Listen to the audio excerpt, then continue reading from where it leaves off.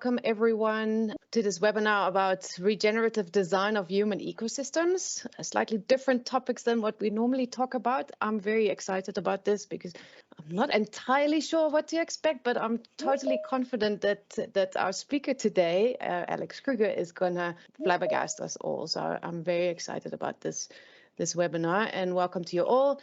My name is Marloes Reining. I'm a director of the Regenerative Collaborative South Africa, and I'm going to be your facilitator today.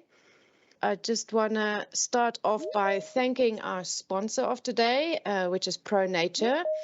And I'm very excited to have ProNature and Bernard as a sponsor because I know ProNature for a long time and I think it's a great product. And I'm going to play this video in which what ProNature is explain itself.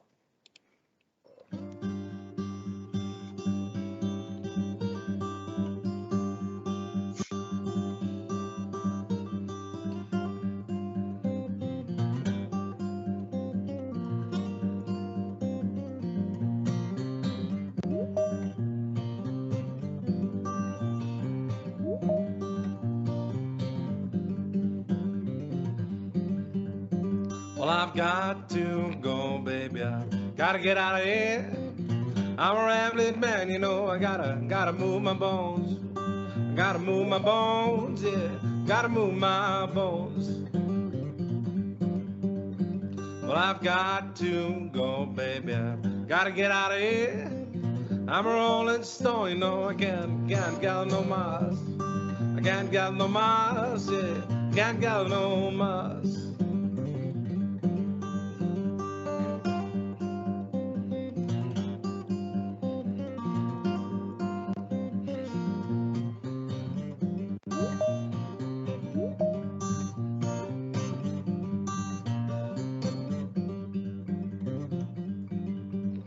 Well, I've gotta go, baby. I gotta get out of here. The walls are closing in and I need some air. I need some air, yeah. I need some air.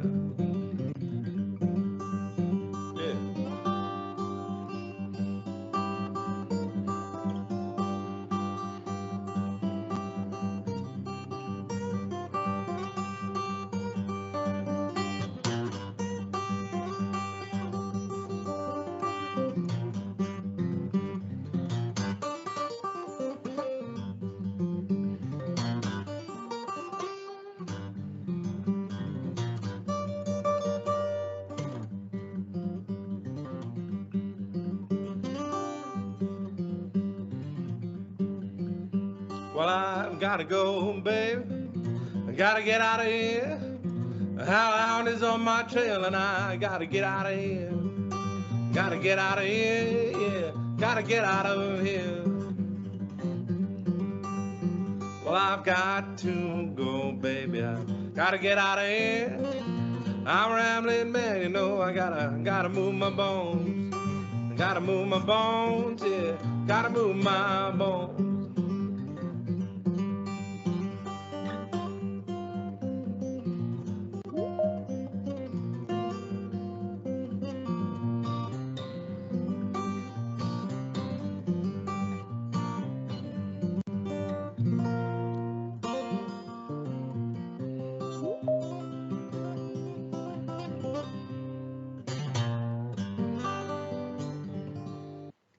Whoa, that would want to make you scream for more, doesn't it? Especially the music behind it. Love it. I think it's an exciting product. If you're looking for a paint that's not just like low VOC, that's required by all the green building certifications, but has really natural ingredients, I think ProNature is the obvious choice. Okay, the Regenerative Collaborative of South Africa is the organizer of this webinar. We are a voluntary organization really advocating a regenerative future and addressing and advocating and educating, trying to educate the industry around regenerative design in South Africa. If you want to join us as a volunteer, please reach out to us. Our main 4 activities at the moment are organizing events and webinars like these ones. And we do advocacy and education, creating awareness and social media, and I guess those two are related. So if you have free time, please come and join the group. All our previous events are hosted on the Greenlight website. So here are some of the examples, and there's most of them are still available with CPD points. So if you are in need of CPD points, you can take the quiz and the videos on the Greenlight website. And then we have something very exciting that is new. So I'm gonna give you the opportunity to voice your opinion and give us ideas for next webinars. What would you like to hear in the coming 6 months? And if your idea is selected and actually turns into a webinar topic, we will give you 500 Rand. So in order for you to do that, we need a title, short description. What is the relevance to regenerative design or regenerative future? What are potential speakers? That's optional, but appreciated. And potential sponsors, also optional, but appreciated. So if you have ideas, let it sink in. I'll talk about this a little bit later again to remind you. Write it down. I'm going to give you the link, or Lisette will put the link in the chat box for our Google Sheet that you can fill in these details. And we are really looking forward to hear from you. Okay. But without further ado, let's jump into the webinar and the exciting part. I'm going to introduce Alexandra Kruger, Alex Kruger.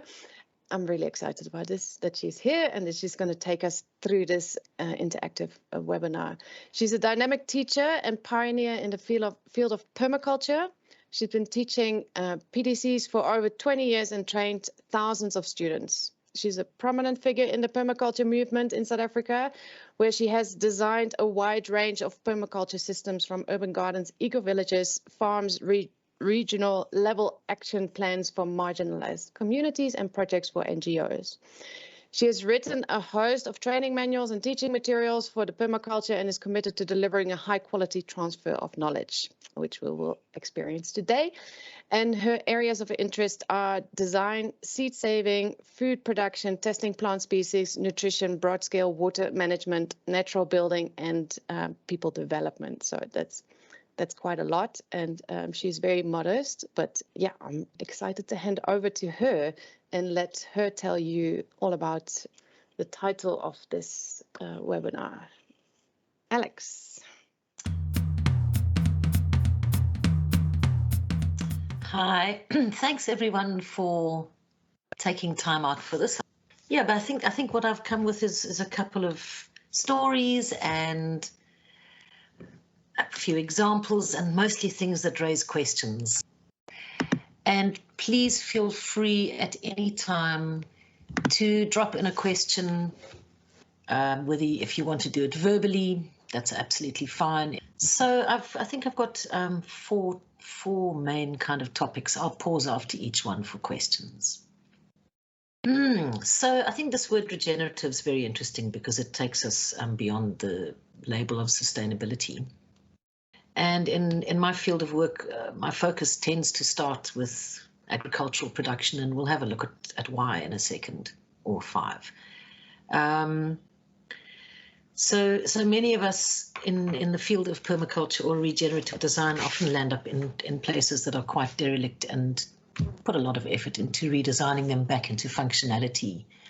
And I think one of our favorite words is abundance.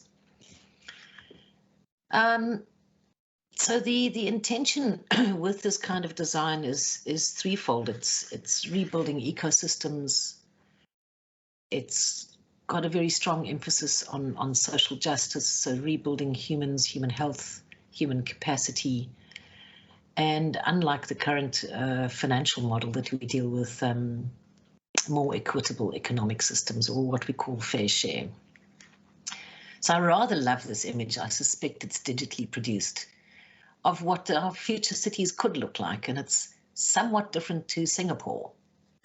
It's kind of reclaiming those abandoned, damaged spaces, and it addresses so many of the issues that we encounter when we read all the academic papers or presentations on, renewable cities and resilient cities, and yeah, so I rather like it. It's an optimistic picture. And I've included radical relocalization, and some people call that import substitutes. But our premise that we come from is that we need to relocalize from the root. That's where the word radical comes from, and develop genuine resilience, local solutions, bioregional solutions, and not necessarily only technologically driven solutions, because the best engine in the world is this incredible planet and its ecosystems that self-replicates endlessly. So in the work I've done, actually rebuilding ecosystems is the easy stuff, because there are tried and tested methodologies. Look at your climate, work on contour, harvest water in the soil, plant the right species. And it's the people component that's actually critical. So a lot of the work we do, and a lot of that work is educational, is really bringing the human back into the picture. And I think one of our challenges, and this is a little philosophical, is that we have this belief that human beings are intrinsically bad for the planet. And I'd like to propose that we co-evolved with ecosystems. They shaped us and we shaped them. The earliest selective breeding of plants by humans would have been eating a fruit from that tree and then stepping off the path to go to the toilet, and voila, you have selected a particular species that you enjoy. It's passed through your digestive tract and it is going to germinate. So what we posit in permaculture and regenerative design is that actually our role is to be positive contributors to rebuilding ecosystems and humans, and even creating new ones, because the myth of the intact biology or plant biology is a very powerful one, but the world has changed a great deal. So what I also love about this image is it grew out of an initiative just during lockdown. It's the Cape Town Food Growers Initiative, which is a wonderful peer-to-peer, no leader, no funding, completely self-managing. I think they call it developing at the speed of trust. So Goofy is an organization in Gugs that is aligned to the Cape Town Together Food Growers Initiative, which you can find on Facebook. And they are setting about shifting Gugs into a series of giant food forests, which is fantastic. So part of the concept with regenerative design is that we are actually nature. And I love this image. I don't know if you can see the detail. It's a close-up of a small leaf, our blood vessels and the rivers. And what this talks to is the fact that there's some, I think there are 9 basic shapes on which ecosystems run, 9 basic patterns. And another thing that I absolutely love is human hemoglobin. The difference between human hemoglobin and chlorophyll is we've got an iron molecule and plants have got a magnesium molecule.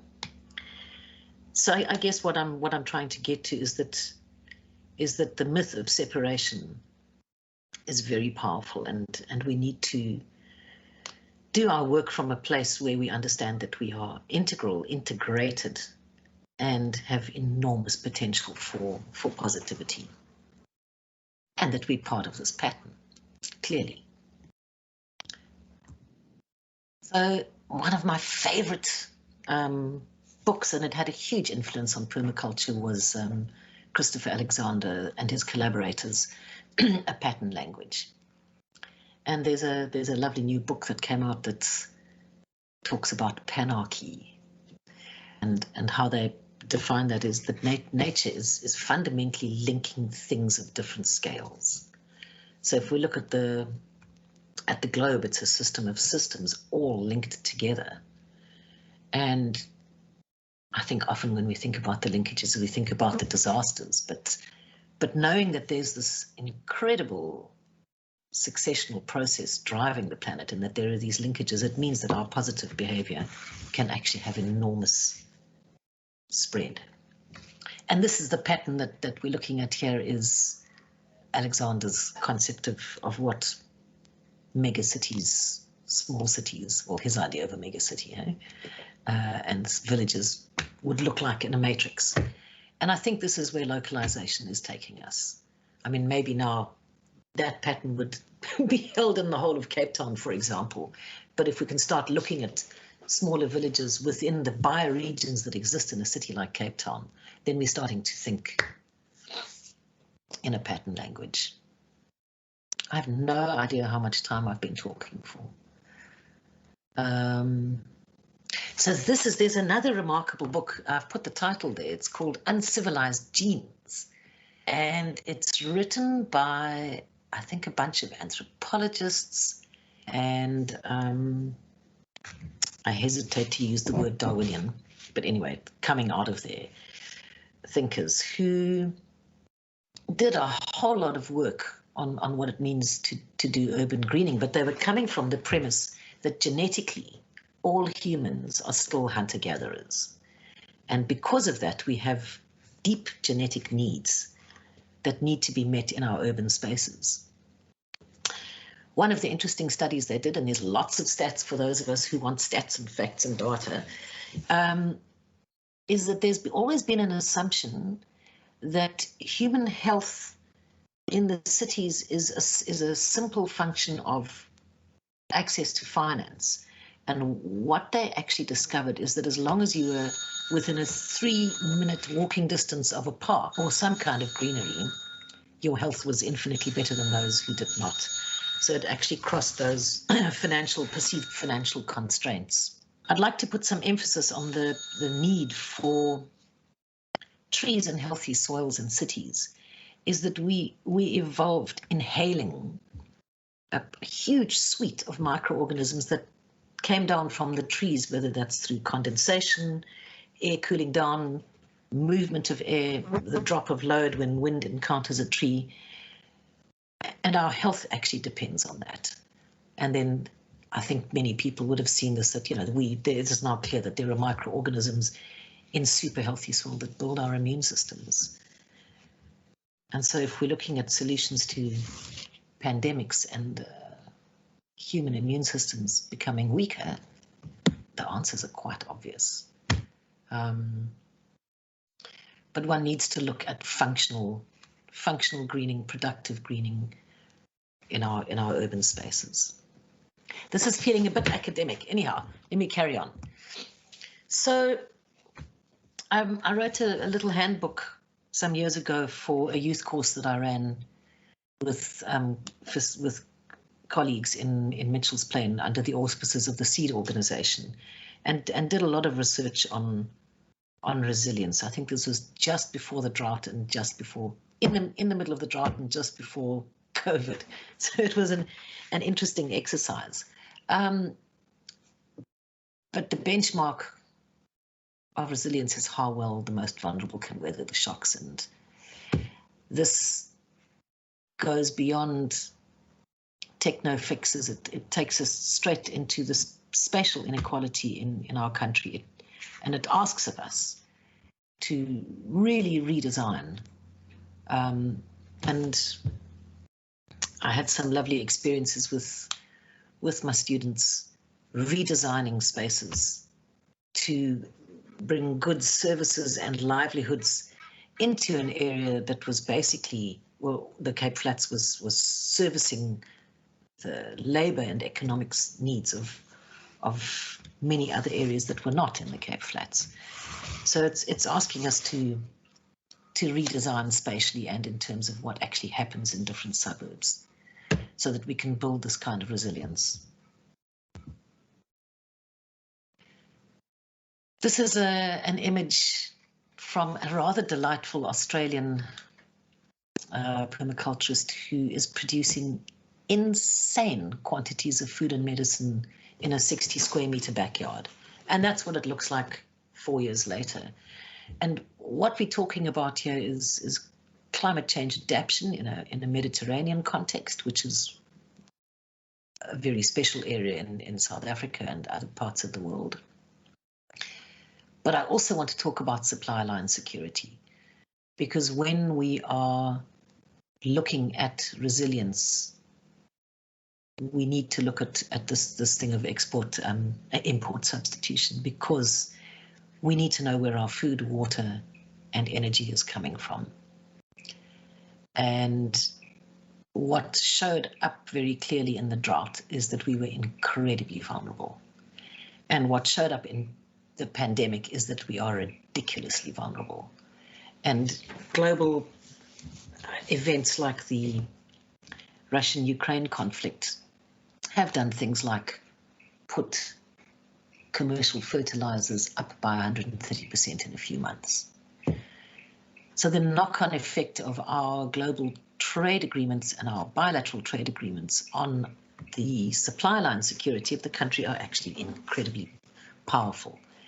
And while we have the illusion of walking into supermarkets with shelves with food on them, it's masking some of the very, very real issues. And now I hope I know what the next slide is about. Okay, this is a bit of work done, sort of participatory design and implementation work that I've done recently. And it's just to show you how simple some of these climate adaptation and supply line resilience interventions can be. So this was a particular group in a suburb called Havana in Windhoek. That was a savings group that after 20 years eventually got to build their own formal housing. I won't go into the technical difficulties that they encountered, but we had very, very small, tight spaces to work with. So we maximized vertical space. You'll see in the first image, one of my co-facilitators, Foyebe, looking at a garden that we had just planted. We'd created using tantalith treated latte and a very cheap fencing called velddraad. On 4.5 square meters, we'd created something like 20 square meters of production space. And you can see what it looks like a month later. And simple things like taking people's backyards in the next set of images. And I loved the maths of this. The backyard was paved with loose bricks. So that formal brick and cement bed you can see is literally the bricks that were lying down. We flipped them up. So we just flipped the picture on its head and created this formalized bed with more vertical space. And the washing line, which is always an interesting thing to negotiate. So this is really working with local resources and just innovating spatially and making sure that there's some climate mitigation. In this instance, shade cloth is a must until such time that your plants are up, because the sun in Windhoek is ferocious. Good, moving along. And this was that particular program with the youth. It's called Youth in the Green Economy. And it comes back to the people thing, though, that swathe of students you see walking underneath the street light. It was the first time any of them had just walked into a suburb unknown to them. Some were quite nervous. But we were collaborating with 3 older gentlemen there who kind of took responsibility for 3 little corner garden plots. And we were going to assist them after some interviews. But the youth also then went door to door, and you see the 2 lovely pictures of them interviewing, especially the older people in this particular suburb on the plains. Many of these older people actually came from District 6. So there was a heritage connection there, which was quite special. And the youth had, as you can see, clipboards with a series of questions, so we could start generating some infographics from this. But the kind of strategies we came up with were beautifully low-key, low-tech assistance for people with their economic and climate and resource realities. A big winner was the rocket stove, a simple 18-brick construction of a firewood-driven stove, because a lot of people still use firewood in the city, not just for braaiing. But it double burns. You can look up rocket stoves on the internet. There are gazillions of designs. And this then assisted people who were running soup kitchens. It also assisted people whose elderly geysers, their geysers were about 30 years old, their water geysers, And they, one of the feedbacks I got recently is that, people had stopped using kettles to make hot water for bathing and were instead using the rocket stove. Now, this sounds very low key, but it's very, very significant because you're saving up to 400 or 500 rand a month in your home, which then frees up cash to do other work. And now with ex-dorm bombing out all the time, it's perhaps not such a silly strategy. So some of the other stuff we did was some greening and really boosting up a couple of older people who were doing herbal medicine in the area, which is still an extremely valid form of primary health care and quite forgotten. Okay. And I love this image. Los Angeles Eco Village was a co-housing response to a housing crisis in this particular area of Los Angeles. And this image comes out of the website of Brad Lancaster, who wrote 2 fantastic books on rainwater harvesting. And his work has permeated into what's called the water-sensitive urban design data that we were seeing coming up during the Cape Town drought quite often.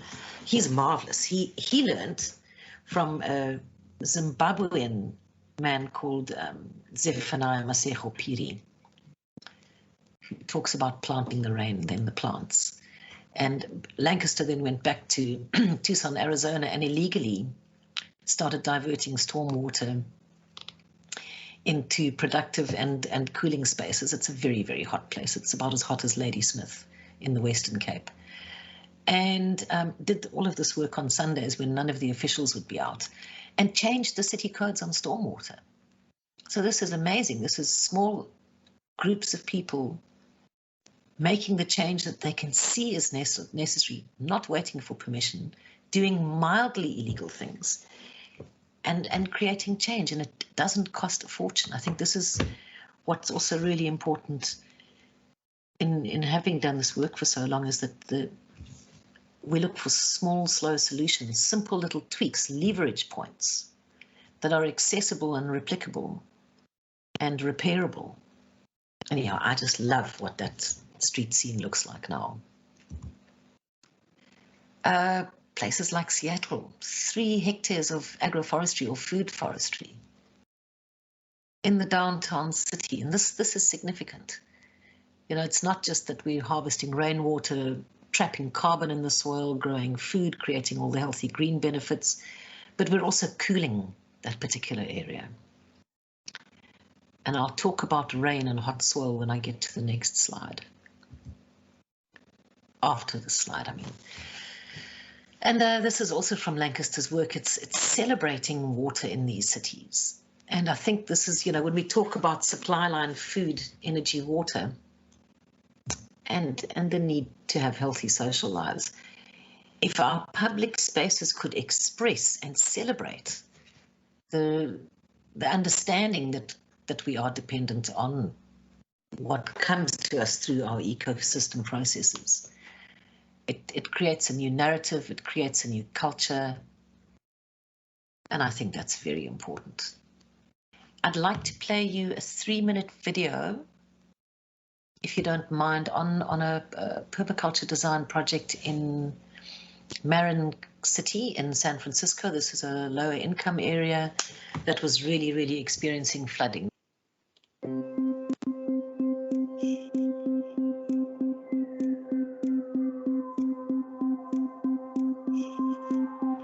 One thing that has me thinking differently now is becoming one with the raindrop and thinking of how would this raindrop travel, where would it go, what would it do, what would it affect, and thinking like that, not just for now, but thinking about the future generations to come. How would this raindrop affect now and later, and then coming up with ways that would effectively capture that raindrop and put it to good use so that it doesn't cause damage now or even more damage later.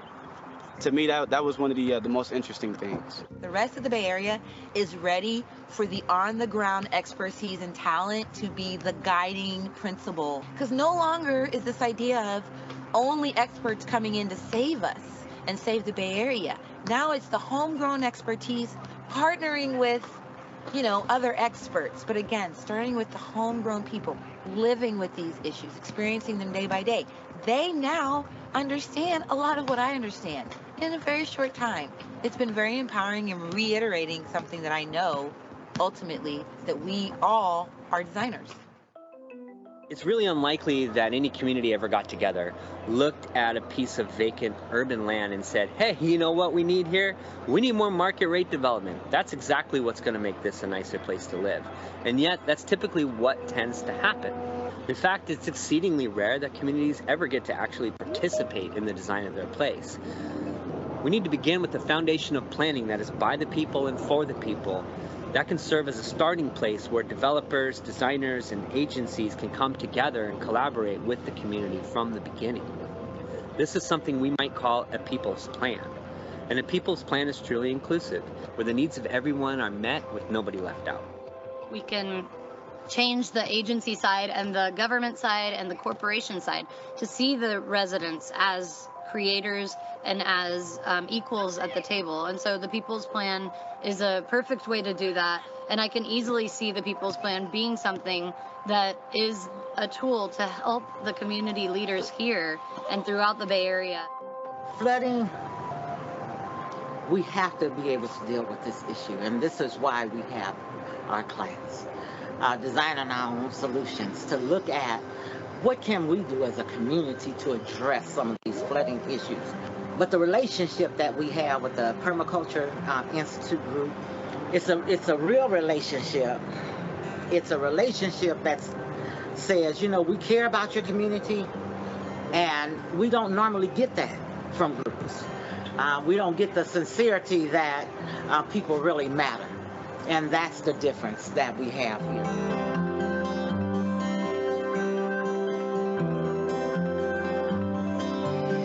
And that's a particularly inspiring bit of work because of the success they've had. And I think this is a big message that comes out of the permaculture movement and our work, which is all over the world, is that we really need to start with human beings. We can't just have ideas and impose them on people. It's a disaster. Okay. I saw there was a question about the rocket stoves. Please just drop rocket stoves into your search bar, whichever one you're using, and you will be inundated with data. In fact, one of our students also innovated. They took an old DeFi oven, which was defunct, and built a rocket stove underneath it, covered the whole thing in an earth plaster, and are now running a small community bakery out of it. This is the larger end of the Cape Peninsulas. And I looked at that in particular because of the relationship to the cities and the food production areas there. You can see the cities all along the coastline. Most of the world's populations have settled on coastlines because of the edge effect. The meeting of marine and terrestrial creates higher diversity and more opportunities, and also, less extreme temperatures. But if we can go to the next slide, I kind of did a rough job there of kind of outlining the agricultural production areas. This Google image was definitely in winter. In summer, these large areas of land are bare. And basically, we're creating heat islands and deserts in our agricultural areas and in our cities. And if we look at the scale on which we're doing this, it's pretty frightening. And then a very important question for me is how much of this produce do we export because of trade agreements? And when it comes to supply line thinking, I think that's a critical question. But there's some very interesting work done on rainfall, soil cover, and specifically soil temperature. And I think this may have come out of the work of Victor Schauberger, but it's been reiterated by another practitioner whose work we'll see a little bit of just now. But if there is a 4 degrees centigrade temperature difference between your rain and your soil, you're going to get a runoff. You're not going to get penetration of rain into the soil. You're also not going to get biological information intensive rain falling on your soil. Sorry, my neighbor brought a lot of manure around recently. There's the odd fly in this house. So if you have that temperature difference between your rain and your soil, and your rain is also coming off bare areas, the biological data or information or even nutrition carried by the rain is also non-existent. So this is huge. What we're looking at there is a massive runoff event. And that's a huge problem given that we are getting warmer. And this is a clear premise from the permaculture's perspective, is that our agricultural systems, which are the largest force of ecosystem destruction, they're not working. And, you know, I'm probably speaking to a lot of people working in the urban space now, and possibly some people who are engaging as financial institutions with agriculture, but it's really deeply dysfunctional. That picture in the center is an Indian farmer, and what's behind him is his crops. And he, you know, post World War II, there was an explosion of modern agriculture called the Green Revolution, which has fundamentally eroded cultures and economies around the world and created an enormous amount of debt. And the scale may be efficient, but it's deeply ineffective on many levels. So this is what commercial agriculture is looking like in parts of the world. Quite a lot in Brazil, some in Australia, in Southern Europe, in the Mediterranean. We have a few trial plots in South Africa. And it's running on the engine of succession. It's running on the fact that plant communities develop. I'll go into a tiny little bit of detail about what we're looking at. We're looking at predominantly tree-based crops, because your perennial crops produce for longer, use less water, and modify climate, interspersed with strips of annual production, so that your agriculturalists can start earning short, medium, and much longer term crops. And it runs on biomass, and it runs on photosynthesis and root exudate. So there's no requirement for external fertilizer, and given the right climate conditions, either no irrigation or very, very significantly much less than normal. And if I remember correctly, I think something in the region of 60% of South Africa's water is used for agriculture, and it is applied carelessly, with huge wastage and evaporation, and huge stress on large dams, and in the really, really big systems dependent on Eskom to run those big center pivot things. So this is not what we're used to looking at when we think about commercial agriculture, but these models are commercial. And if you see that, the word syntropic agriculture, pop that into your Google search bar and look out for a movie called Life in Syntropy, which explains some of the early work. But this is changing the face of agriculture, and even rehabilitating ecosystems, bringing back rain, streams, rivers. This is what it looks like in Andalusia in Spain. This is a center I've actually worked at for quite a few years. Extremely arid with very, very high temperatures. And this farm has a fairly poorly producing little borehole, so they are irrigating 20 minutes twice a week in summer on drip.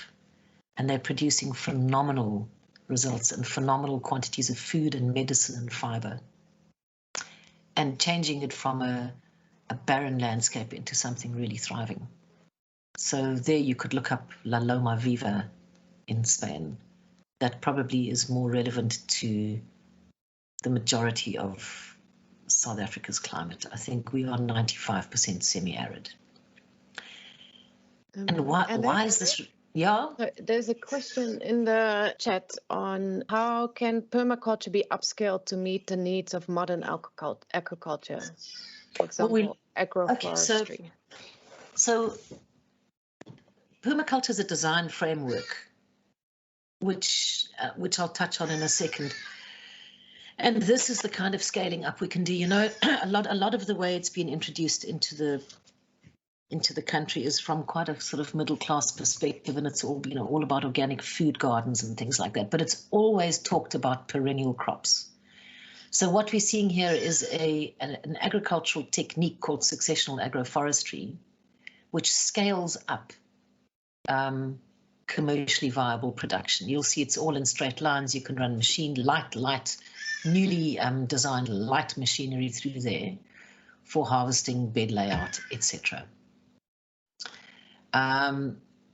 It's a little detailed. I don't think I've got the time to go into detail, but whoever that person is, you're very welcome to call me and I will give you an earful.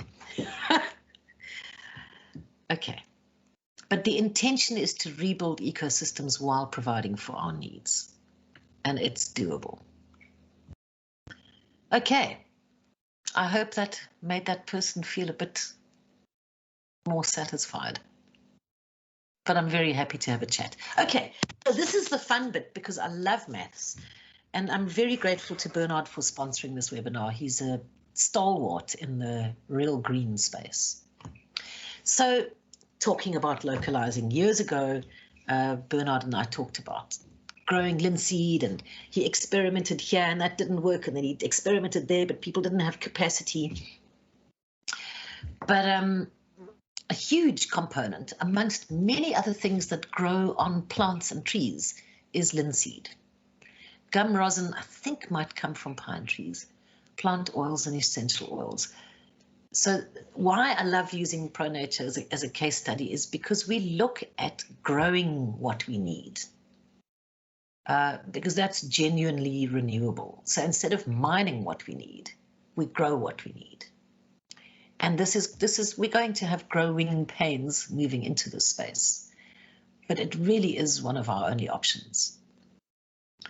Okay, so I love a challenge, and I know Bernard is busy chatting to some people in Elim about growing his linseed, and I want to chat to a large-scale farmer soon about possibly growing more of this stuff. Now imagine if there was the ProNature farm growing everything that was needed. It would be beautiful, it would be wonderful.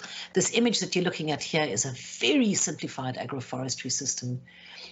I would have lines of citrus under those trees, and there'd be cover crops in between the linseed. So let's go and look at a little bit of maths, because this is where the fun is, for me at least. So what would it mean if we could farm all our ingredients locally and create a lot of work and rebuild the ecosystem at the same time? So Bernard says they use 28 tons of linseed oil per annum, and it's most of it is imported from Canada, Asia, and somewhere else. That's not going to be possible for very much longer. ProNature is expecting a 20% per annum increase. That's been their pattern, but the price increases obviously are going to go through the roof with transport costs. So I hope I did the maths right, but Bernard was saying it's 60 Rand a kilo for the boiled and the raw linseed that he gets in, which means it's 60,000 per ton. So their total annual spend is 1680. So it's just over 1.5 million.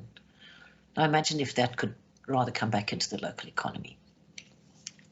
There's also a big gap for medium-scale technology for processing the raw material. One of the things that we lack in many areas in South Africa is what I call village-scale technology, so that we're able to process on a medium scale, not a massive scale. So there's a whole tool and die making gap there. There's a whole industrial process that could produce these kind of tools and equipment. Okay, so that means Bernard worked out we need 70 hectares of linseed. And then I did quite a bit of Googling and schmoogling and worked out maybe the farmer selling the linseed would earn $750,000 on 70 hectares, which is not fabulous. So then we look into the densification through successional agroforestry. The crimson clover is a winter cover crop that could go very well with the linseed, and there's a high demand for cover crop seeds in South Africa. We import most of our cover crop seeds, and this is what Regen Ag is starting to use to protect the soil. So 70 hectares of crimson clover seed as an understory could be a significant contributor and another form of income. Then Bernard also said, you know, hemp as another polymer could be quite exciting. We've got to deal with the legislation around that. But your summer intercrop between your tree lines could then be hemp for the polymer and the fiber, and then it could have an understory of cowpeas. Cowpeas are not for additional polymers, they're for protein. So there's a food crop or a cover crop. And then your tree crops, you know, we could look at quite a lot of stuff there. Definitely citrus for the beautiful smell and the ProNature oils. Probably lavender and rosemary understory, because I think Bernard uses those. And then other support trees to look after the citrus and the herbs. So instead of a monocrop of linseed, we now have something like 8 different crops all producing on the same space and focused towards, for example, paint and or other forms of income. So we could probably boost that income up to about 1.5 million. Anyway, I like doing exercises like this, but this is going to get real very soon. So this is, and there's another shot of successional agroforestry in the tropics. So our need for material supply for building industry stuff, or I mean, everyone paints their houses and has to oil their wood, but it could, the need for that could drive the regeneration of marginal spaces, deal with our carbon sequestration issues. Most of the lands that we have under agriculture could be sequestering enough carbon to turn back the clock. There's a lot of data on that, but that's another slideshow. And we're rebuilding water tables, and we're creating work and decent livelihoods. These little systems can also function in urban spaces. Alrighty, so pattern-based design for regeneration is informed firstly by climate. Where are we? I call it, what's the attitude of your latitude? Where are you? Because that determines your light availability. Your altitude determines your temperature fluctuations. Are you near an ocean or far from an ocean? Are you inland? Are you in the rain shadow or out of the rain shadow? So that we're designing for context.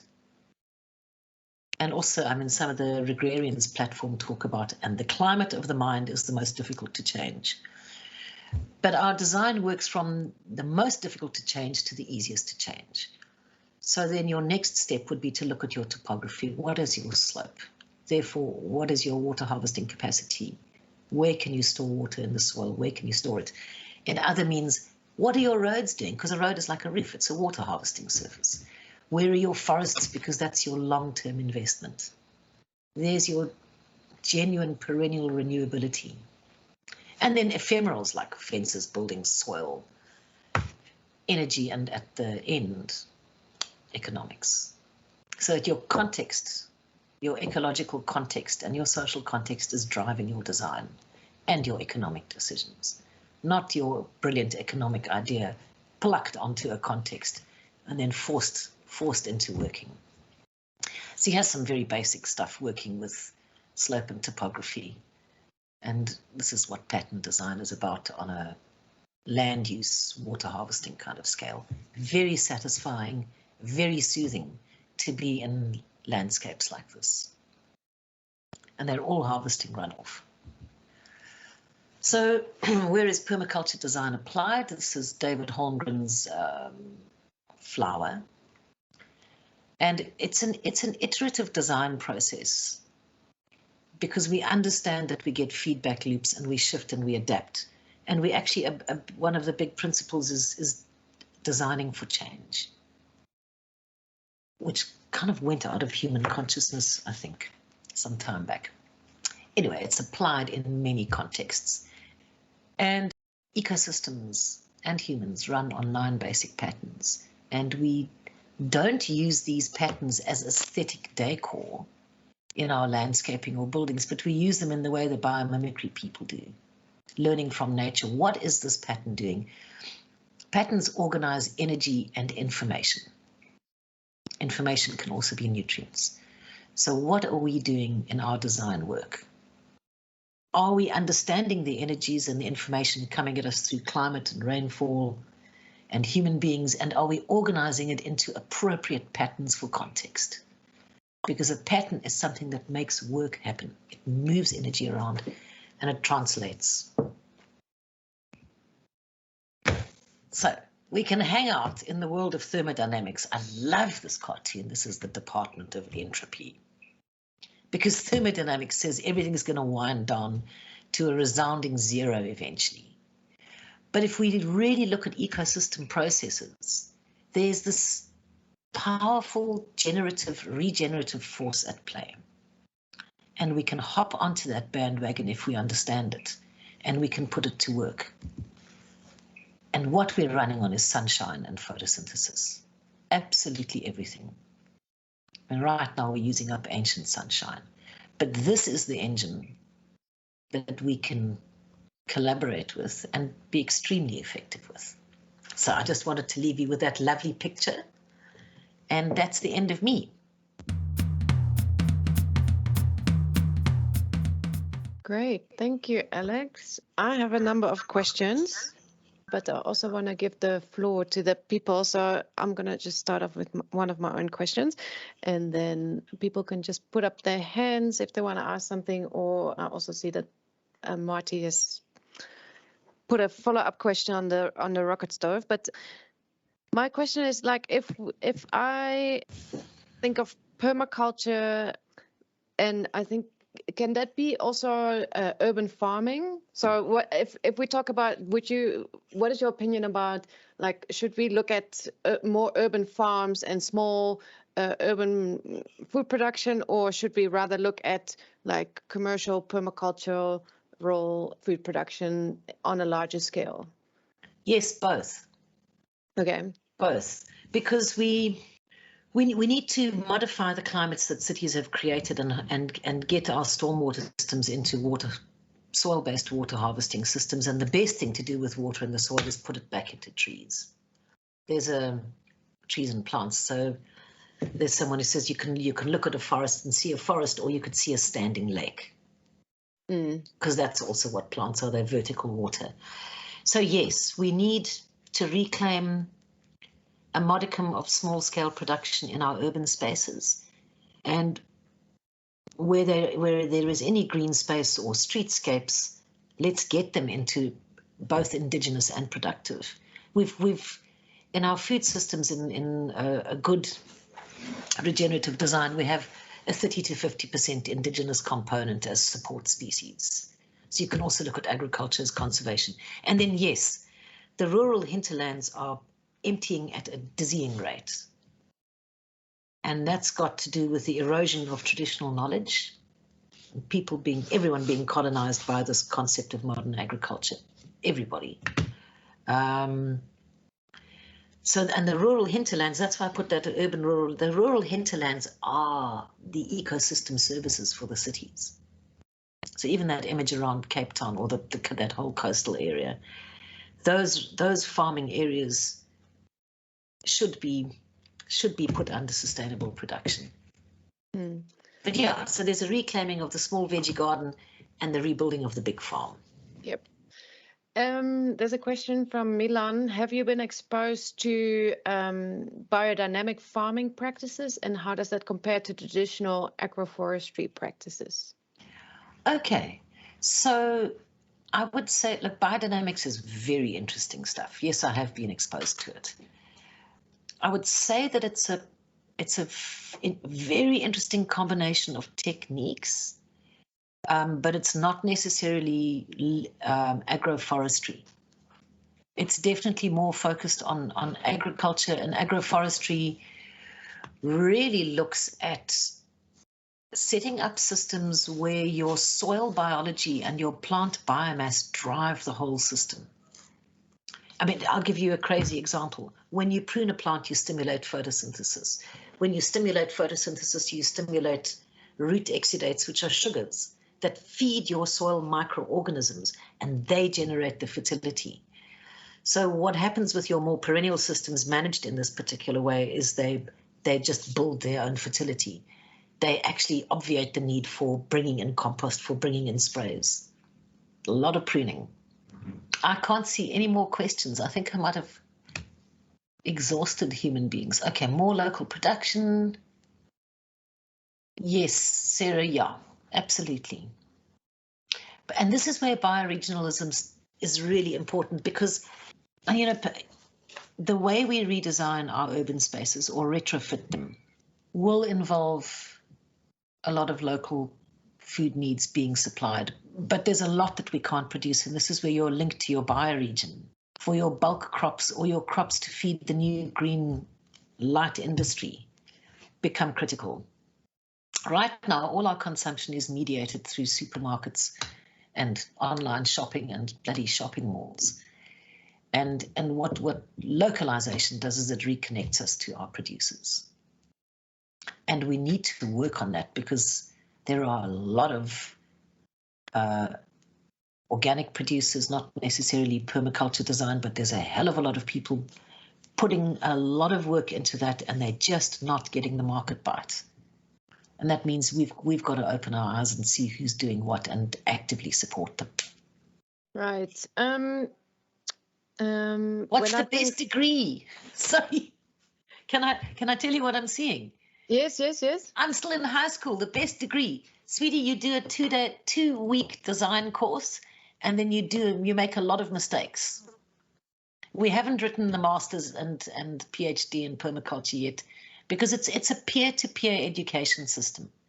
It's traditional and modern knowledge welded together, and it's taught from person to person. So it doesn't have the barriers of having to go to university or get a tertiary education, because it's explained very well and quite simply, and you learn by doing. It's not a theoretical space.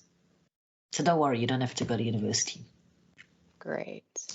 There's a question. Angela's hand is up, so I'm going to unmute her. And Jasper and Marty. Yeah. Oh, there we go. How's that? Perfect. Great. Thanks so much, Alex, for an amazing presentation. Coming from a built environment background, I was so intrigued by your exercise with the paint and the linseed oil. What would be needed to produce that product, and what could complement that product, but also linked to jobs, to income. And we're constantly looking for materials that are responsible, that are locally available, and it's very hard to evaluate just how green they really are. As a professional, it would be lovely if there were just a database you could tap into and, okay, that's great, don't use that. But I suspect the solutions are more locally based.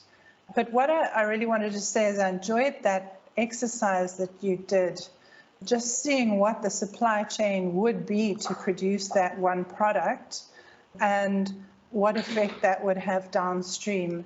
And I'm just imagining if we could do that for a whole bunch of components in the building, that would be an incredible presentation and motivation for job generation and so on.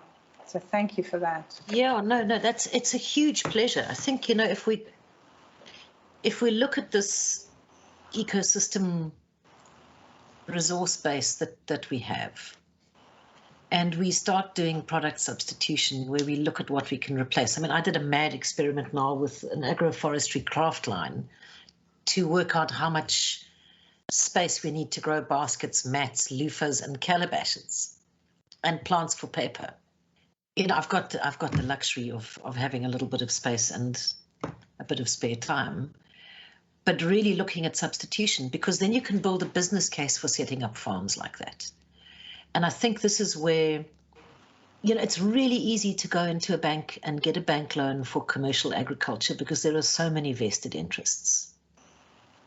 And the bank loans are also linked, and I think this is an important thing to say, and this is from a friend of mine who's a farmer who actually produces incredible ancient grains. When you go for a bank loan, the people giving out the loan have assessed what the agricultural crops are for that year or the next 5 years. And they change fashion quite often. And sure as eggs, the loan that the banks give out has already been put into hedge funds into the future because they need to have predictability to get their investment back. So it's incredibly hard to get financial support for scaling up alternative or appropriate practices. So it would be fantastic to get groundswell behind something, the proper groundswell behind something like this, and make a business case for growing more of the materials required in the built environment, or setting up nurseries to produce all these plants to modify the built environment. So thanks for your enthusiasm. Thank you. I want to answer Megan quickly. Megan, the Good Food Network. Have a look online, the Good Food Network. It doesn't have all the contacts of all the local growers, but it's got quite a few. And pop onto Facebook and look at the CTTFGI. Oh, I can type. Haha. Good Food Network. Marty, you can go ahead. Sorry. Cool. Thanks for the talk. I think lots of things to take in and lots of things to learn and change. Speaking about learning and unlearning and making those changes. But yeah, I had a look at the rocket stove while you were busy talking. I actually am familiar with it. I just didn't know it by that same sort of name. But my kind of feeling has always been that we shouldn't be encouraging communities to be using wood as fuel because of it actually has a knock-on effect of deforestation and that stuff, especially in rural areas. I mean, the informal charcoal industry has resulted in huge indigenous trees being removed from the environment and habitat destruction and reduction in biodiversity and that whole side of things. So I think there's just a balance that needs to be achieved there. So I'd like to get your input on that and good. Educate me more. Okay. So Marty, the beautiful thing is the rocket stove can run on wood as big as my pinky. Have you ever used one? I haven't. As I said, I have. They're ridiculous. They're absolutely bloody ridiculous. That many twigs, about 40 centimeters long, will boil a kettle of water because the wood is double burnt, so it gasifies. You get much more heat because of the chimney and the air gap underneath. It brings me to woodlots because we have a lot of our forest species in South Africa coppice very well. It means when you cut them off, they multi-sprout like that. Yeah. And those are very, very easily managed in cycles. So there's a whole mission that needs to be got onto to do that, because what you're doing by growing coppicing firewood, which you're harvesting on 2-year cycles, is you're also mitigating climate disasters, because you've got beautiful perennial roots in the ground. 1 year the tree's got all its leaves and branches on, the next year it's a bit kaal, but the one next to it's got, so it's how we design this. But I think it also takes a lot of education, because there is certain trees that shouldn't be cut down ever in terms of indigenous bush and that sort of thing. So your best sweet is the Rus Orsocia family. They grow bloody fast. They love being pruned. They're tolerant across a huge range of climates, frost, drought, wind. And the Afrikaans name for them is rooi pit, because they've got a red heart and it's highly valued as wood. So yes, it takes education, but we need to get off our asses and do it, hey? And then the other thing, the pollution from burning, and I know the rocket stove does burn better and cleaner, but you still do have that the smog and all those other issues. And I understand it's probably not as bad as driving vehicles and all those sorts of things. But yeah, I mean, that's always been the to try and not use primer stoves because of people being burnt and getting asphyxiated in their houses. What are the rocket stoves like from a fire risk point of view? Are they a lot safer or not? you can put them out very easily. You just pour some water on the little twigs or some soil. And they require constant attention. But good, thank you. Let's see if there's another question. Yeah, I think Darisha's question is, I thought it was quite an interesting question. Do you foresee, as the shift toward regenerative design gains traction, a need for a lifestyle change? That is, are we encouraging personal interaction with food production at the family or community level? Does the hustle of urban life, especially in South Africa, slow down to accomplish this goal? Inevitably it will. So there's a very interesting book written by David Holmgren, Suburbia, aimed fair and square at the Australian middle class, and when I did some of that research on the Cape Town resilience scenarios, and I was looking at the biggest energy use in Cape Town is transport. But the middle class are less than a quarter of the population in Cape Town, and they consume more than half the resources. So we are being asked to prune back, to simplify. It's called energy descent. Okay. We can make a list of all these books that you recommend, and we'll send them out with the slides. And then David Perry said something about, there we go. I just want to see this. It's about a value shift. Yes. So what I really enjoyed when I first encountered the permaculture design framework 30 years ago is that it has an ethical base: earth care, people care, and surplus share. So that's where you operate from. And geez, hey, I agree with you. We definitely need a value shift. And what's fascinating is when you're planning with people, whoever they are, if you can come together around expressing values, your planning is so much easier. And values-driven planning, a lovely tool from Holistic Management, which is also a Southern African person. Fabulous planning tool. Graham, yes. So what's interesting is organic agriculture can, if you're just doing product substitution, it will look exactly like commercial agriculture, and it's not rebuilding ecosystems. It's just changing the inputs. So yes, there is an opportunity, and definitely that economic pressure is pushing large-scale farmers to shift out. And I think, I don't want to bash large-scale farmers. They are in a hell of a bind. And many of them are managed by the banking system. So I don't want to put them down. Some, previous family members of mine were commercial farmers. But it's just the time for that system shift is absolutely, we're decades behind the need for change. Okay, it looks like there's another hand. I think that's Marty again. I don't know if you have another question, but your hand is still up. It's a new hand, don't worry. Okay, cool. So, Alex, the one thing that you started with, and I think it was sort of said maybe a little bit tongue-in-cheek, but I think for me it's always something that seems like we aren't grabbing an opportunity. You mentioned the person eating the fruit and then taking a walk off the path and depositing the seed later. Is there a good fit for, and human waste, feces, etc., to try and put it back into the system, not in the way that we currently do? It's called a compost toilet. But I mean, could you literally have that in every house in South Africa and actually manage it? I know there is black water, they call it black water mining, and you get cakes that can be used, but in South Africa it's not happening. Well, I lived with a compost toilet for 15 years and I absolutely loathe the flush toilet. I've moved back to the city. And this flush toilet and septic tank has done amazing things like explode and spray shit all over the yard and leak out. And I love compost toilets because they're waterless, very easy to manage. They produce a very hygienic product. And if you want any stats on it, there is this lovely work written more than 20 years ago. And I'll tell you a little secret.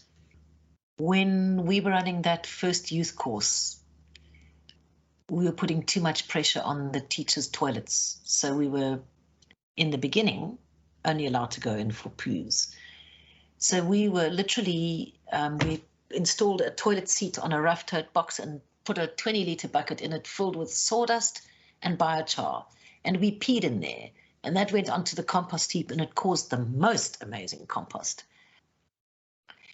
And then things with the school got a bit uncomfortable, so our students weren't allowed to use the loo. I'd left the program by then. But my co-facilitators set up a very simple humanure composting system right at the classroom. It didn't smell. There was no E. coli drainage. The solutions for all the stuff are already there, you know. Things like vetiver grass, for example, 8 lines of vetiver grass on a septic tank outflow cleaner than a conventional sewage system. So there's a very important place for humanure. It's been used for centuries in cities. In fact, I think in Japan, there's always been a flow of humanure to the rural spaces, and the better quality shit your family produces, the better vegetables they get in return. I think it's a fair deal. It sounds like a fair deal. Marty, maybe you can also remember the building that we talked about, Bullet Center, which is a 5-story commercial building that has a composting toilet system. Okay, not South African, but an American. Yeah, but I think again that's the problem with our local municipalities, etc. They don't allow you to do that as your solution in your own house or your own building. If I remember correctly, No, they do. They do. They don't allow you to install a black water treatment system, but they do allow you to install a compost toilet. Okay, what I must say is I'm not a fan of the EnviroLoos. The plastic contained ones, they're bloody difficult to clean. What we did at an unspecified location somewhere in Cape Town is we built a compost toilet, but we called it a Ritzellerner tool shed. And once the inspector had gone, we activated it. And no one's come back to look again. I think that's a lot of things. In the more rural areas, for example, where there's thousands of pit latrines, so it's like peri-urban or whatever, is there not a place where we can start to convert those into compost toilets and all that sort of thing as because it'll improve those people's lives as well? Because pit latrines are terrible. Yeah, and the health risks are enormous. I think this is a whole conversation. Okay, Marlies, you can put it down as one of your next topics, and you can get yes. There you go. Okay, so compost toilets, and you must include IMOs and effective microorganisms in that discussion. Great. And then I was going to ask you a question. Is there a link from aquaculture to permaculture? But I'll be quiet now because I think I'm hogging it a bit. Sorry. I'm going to disable your mic now. You want to answer that last question? How do you move from eco-culture to permaculture? Where's that question? Eco-culture to permaculture?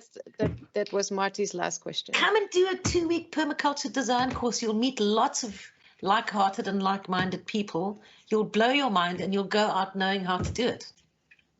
I was asking about aquaculture and where you have the fish busy, all part of this. Natural aquaculture is fully linked. It acts as fertigation for your systems if your climate is correct. Aquaculture makes sense in moister climates, like from the garden route up the east coast and places where there's lots of rain. Okay, cool. Maybe you tell us the details of your course where we can come and I'll see. Is it appropriate for me to put my email address in?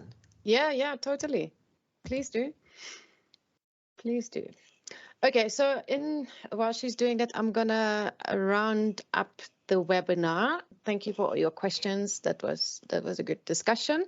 So just to give you a heads up of what we're gonna do in the coming months. So for June and July, we have our webinars planned. So in June, we're gonna do a book review of Thriving, written by Wayne Visser. And I've been starting to read this book. I'm almost through it, and I'm always a bit scared of reading books that are work related, but like this was really amazing. I really enjoyed it. I dived in, and I'm probably on my holiday, by the way. but I really enjoyed it. He has got a very positive way of bringing things and a lot of examples. And he grew up in South Africa, so there's a lot of South African examples in his book as well. So I'm going to do a dialogue with him. And I think if you get the chance to read the book, that would be great, or read up on it. But I think it's going to be very interesting.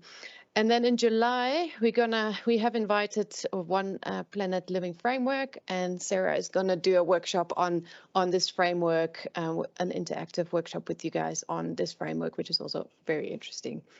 And then in August, it might be your idea that we're going to be presenting on. So maybe the composting toilets might be an option. So again, like if you have an idea for a topic of these webinars, please submit. I think I saw a link in the chat earlier by Lisette, and if your idea makes it to the webinar, we will give you 500 rands. So I think that would be incentive enough to give us some of your ideas. So again, if you feel like joining us, or at least like us on Facebook or on LinkedIn, we would really appreciate that. Also, if you like us on Eventbrite, where you register for our webinars, you can click the button, or if you follow us on Eventbrite, that's the correct wording, you will get an automatic email if we upload the next webinar. So if you just tick that box, then you get a reminder like they've uploaded the next webinar for registration, and you can then register again. So yeah, we're very happy with your following so far, so we don't have anything to complain about. So with that, I'm going to thank our sponsor of today, ProNature. Really, really thank you for making this webinar possible. We really appreciate it. And the sponsorship goes towards the validation of your CPD points. And this is why we can offer you these webinars for free. So thank you very much, Bernard. We really appreciate your contribution. And also a big thank you to our speaker of today, Alex. It was amazing. I learned a couple of things. I'm contemplating signing up for your course now. I've got my own green garden in my flat, but there hasn't been much produce coming out, and I'm wondering how I can improve my green fingers. But thank you so much. It was really interesting and inspiring. And lastly, it was fun, eh? Yeah, let's do it again. Totally. And thank you to my RCSA team, my fellow directors, Tulani and Audrey, and the rest of the team, and especially Lisette and Janice for helping me organize these with all the admin around these webinars. We really appreciate your input and your help and your time. And with that, I'm going to close it. Really thank you for attending and be participatory. And I really hope to see you at our next event in June already. So with that, enjoy your evening and see you soon. Bye-bye. Thank you. Thank you. Cheers.